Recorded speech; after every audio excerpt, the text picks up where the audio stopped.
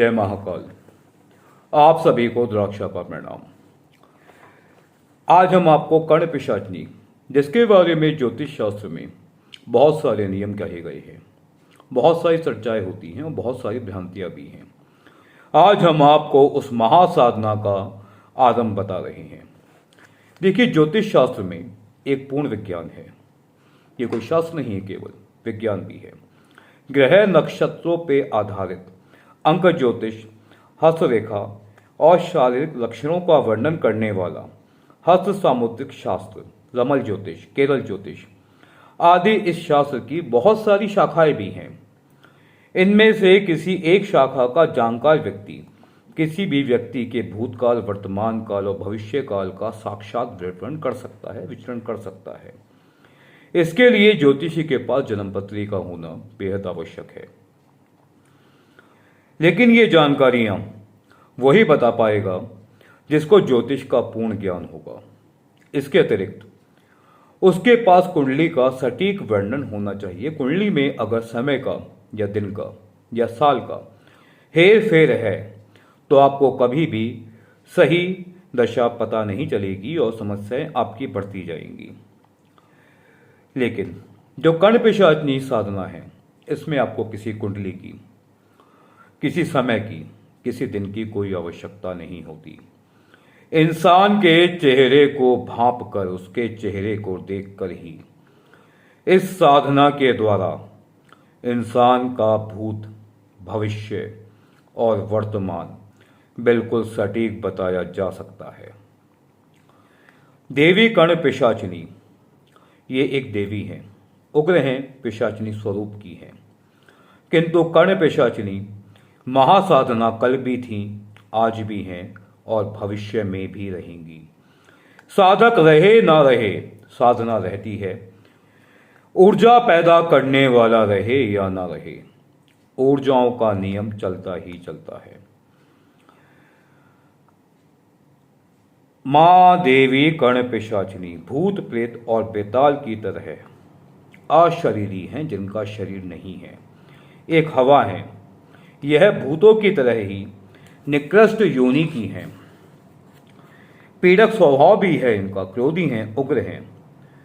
ये कोई देवताओं की तरह सौम्य नहीं है और ना ही बहुत ज़्यादा पीड़ा देने वाली हैं, ना ही बहुत ज़्यादा निकृष्ट हैं। बहुत थोड़ी सी पीड़ा देने वाली हैं, बहुत ही थोड़ी सी। हमारे शास्त्रों में इन देवी और देवताओं और राक्षसों के मध्य का जीवात्मा बताया गया है। अर्थात देवता और राक्षस के बीच में जो शक्तियां होती हैं, उनमें से एक है कर्ण पिशाचिनी, एक है अप्सरा, एक है यक्षिणी, एक है किन्नरी, एक है परी। ऐसी कई प्रकार की साधनाओं के वर्णन हमारे तंत्र शास्त्रों में किए गए हैं। ये वर्णन आज से नहीं है, भूतकाल से हमारे साधु, सन्यासी, पूर्वज, ऋषि मुनि करते आए हैं। जब भी हम किसी साधना को सिद्ध करते हैं, खास तौर पे किसी उग्र साधना को, जैसे कर्ण पिशाचिनी साधना, राक्षसी साधना, बेताल साधना, प्रेत साधना, भूत साधना, तो हमारे अंदर उग्र विचार आने लगते हैं। जब साधक के विचार उग्र होते हैं तो देवी और देवताओं और सिद्धियों के विचार भी उग्र होने लगते हैं। हम छोटी छोटी बातों पे बहुत ज़्यादा उग्र हो जाते हैं और सामने वाले को कठिनाई पहुंचाने के लिए प्रयत्न करने लगते हैं। हमारे पास शक्ति है, उस शक्ति का दुरुपयोग भी होने लगता है। किंतु जब हम किसी चीज़ का दुरुपयोग करते हैं तो दुरुपयोग हमारे साथ भी होने लगता है। यही जीवन का नियम है। जो लोग कहते हैं कर्ण पिशाचिनी हानि पहुंचा रही हैं, गलत नहीं कहते, किंतु उसका कारण भी वही लोग होते हैं, क्योंकि वो लोग उस कर्ण पिशाचिनी शक्ति का महाउपयोग, महादुरुपयोग दोनों करने लगते हैं। जब दुरुपयोग आप कर रहे हैं तब आपको ध्यान रखना चाहिए, ये एक शक्ति है, इनको आप जैसा सिखा रहे हैं अपने लिए वैसा ही करेंगी। आप कोई औघड़ नहीं हैं, आप एक तांत्रिक हैं जो आप शक्ति को आदेश देने की शक्ति नहीं रखते।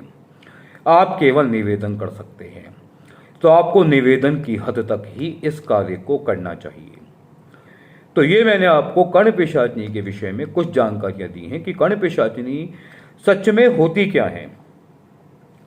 दूसरी बात, एक बात समझ लीजिए, कर्ण पिशाचिनी का अगर आप सदुपयोग करते हैं तो आपका जीवन सामान्य रहता है, अगर आप इनका दुरुपयोग करते हैं तो आपका जीवन असामान्य हो जाता है और इसके कारण आप स्वयं ही होते हैं।